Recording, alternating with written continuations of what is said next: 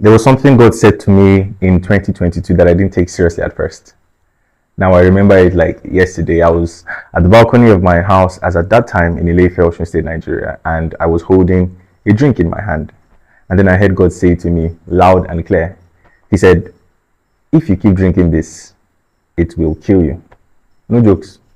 If you keep drinking this, it will kill you. I laughed it off at first. What's the worst that could happen? But then a couple of years down the line, my body started to give me signs. My body started to give me signs. And that was when I realized that God's word to me, God's voice to me, wasn't a warning. It was mercy. So let me take you back. This was during the ASU strike in 2022 that lasted for about 8 months. Everybody had gone home. My neighbors were not around. I was basically the only one in the house. And as was my routine, I was taking soda and bread every day, almost every day. And it wasn't a problem for me because it was like part of my life routine. It was part of my everyday routine. It was something that I usually do. It wasn't me trying to do anything. I was just living my life. And that's how bad it was because it felt completely normal. Then I remember that day as I came upstairs, I just stood on the balcony. I just stood and looked into the sky and like I would do. And I heard God say, if you keep drinking this thing, it will kill you. Now, I wish I could say I dropped it and made immediate changes in my life. I wish I could. But the truth is, I didn't. Addiction doesn't feel like addiction when you're in it. You always somehow justify it. You always somehow give excuses for it. You know, it's just Coke. It's just Fanta. What harm can it really cause? I'm not feeling any pains in my body in the moment. I'll be fine. And that's how I justified it until my body started giving me signals that I couldn't ignore. And so it got so bad that at some point I started peeing blood. Yeah, I started peeing blood. And then it hit me that, oh my God, this is not just a bad habit. It's a bad habit that has now started giving out real damage. I went to the hospital, I ran tests, I spoke to the doctors, and they told me that my kidney was weak. You needed to have seen my face when I got the information. They told me my kidney was weak. I started feeling pains at my back. Different times would pass and I would not be able to stand up straight because I was drinking soda a lot. Sometimes I'll take 3 bottles per day. Jesus Christ. Sometimes 2 bottles per day. It got so bad that in a week I'll take almost 10. And I didn't feel it was wrong because I felt I was always balancing it by drinking water. But now I know it was wrong. And so as I collected my test results that day, my mind just flashed back to that peaceful evening in 2022 where God said to me, if you keep drinking this, it will kill you. I didn't know what He was on as at that time. I should have just listened. But I found it hard to listen because it's Coke. It's part of my everyday life. How do I stop something I have grown to love? How? And that was when I realized something really, really deep. God didn't tell me to stop taking Coke because He wanted to scare me. He said it because He wanted to save me. And sometimes we ignore warnings until consequences start speaking up. And the sad part is that not everybody gets a second chance. Not everyone.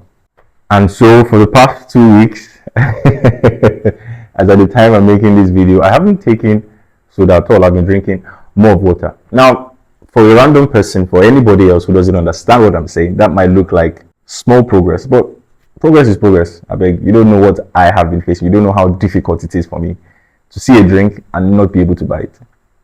Terrible stuff. Terrible stuff. It got so bad that anytime I wanted to eat, I needed a drink beside me. I needed to take a drink. It's almost like my body learned how to reach for drinks. Oh boy, terrible place to be. Terrible place to be. Now, how did all this start?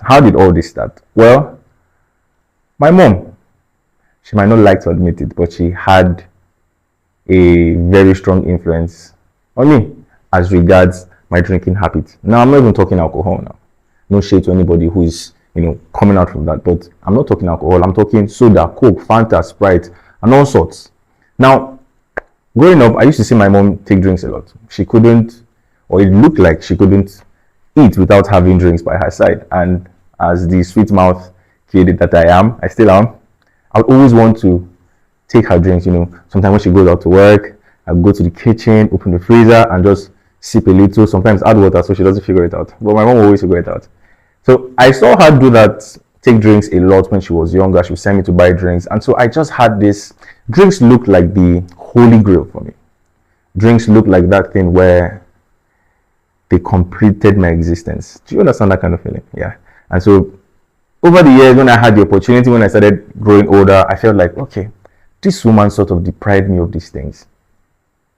Let me reward myself. And that was how it started, because I had liberty, I had money in a sense, and let me just buy drinks now, and nobody's stopping me. And that's what I started to do. And it was sweet. Drink is sweet, Coke is sweet, all these things are sweet, but they're really, really dangerous, yeah? And so I started, and I couldn't stop. You know, I remember the day I went to the hospital, take a test. It was so bad that at some point I could not bend, because when I bent, this side of my back would pain me, both sides. And sometimes I'll be standing, I'll just feel this sharp pain throughout my abdomen. So terrible, so terrible. I don't pray for anyone, but I didn't listen, and it cost me. So when I went to the hospital, they referred me to a diagnostic center, and I went there. I was scared. I was scared because I didn't want them to tell me that I'm sorry, because I've seen a lot of medical dramas, you know, Good Doctor, The Resident, Grey's Anatomy, and all of that. So I was seeing the machines, and the doctor put one funny fluid on my tummy and took this thing and was touching. I'm like, hey, God, I beg. The man wasn't even calm. It was just, I'm like, calm down, sir. But I checked. I was so scared. My friend went with me, but I was so scared. I was afraid. I don't want them to say that I have something's wrong with me, kidney infection or something like that. But at the end of the day, that's what they said. I had a minor kidney infection, but that my kidneys were weak. And then that was when doctors told me that I had to abandon soda. But do you know the funny thing? My addiction was so bad that I couldn't stop even when the doctor asked me to stop. I tried it for a couple of weeks. I tried it for like, I think a month or so. And I just couldn't. So how I did it for myself was that I told myself that God told me not to drink soda. So I replaced it with, milk drinks, fruit juice. But I was just deceiving myself because it's still sugar and it was still hurting me. It got so bad that I started peeing blood.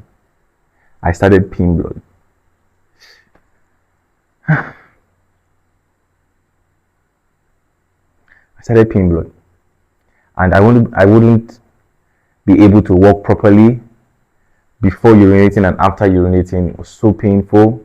I had my boxers stained.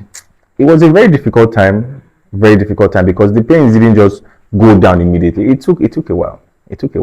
You've heard my story, but let me just say this to you. Now, there may be something in your life that you know is not good for you. It may be small, it may be minute, but you know it's not good for you. Deep down, you know it's taking years away from your life. You felt it, you've seen it, you've dreamt it, you've been told. Don't wait for it to break down your life. Don't wait for it to break down your body before you start paying attention. Don't be like me. Listen. Because sometimes the difference between destruction and deliverance is obedience. God spoke to me about the damage years before it happened. But somehow I felt it was just soda, I'll be fine, it's no problem. So this is not just a story about soda. It's not just a story about Coke, Fanta and the likes. It's a story about warnings and ignoring them before it became too late. So this is my charge to you. Make that decision now. If you've been struggling with any form of addiction, let me know in the comments. Let's support each other. Let's help each other out. I will be back to give you a progress update on my journey. See ya.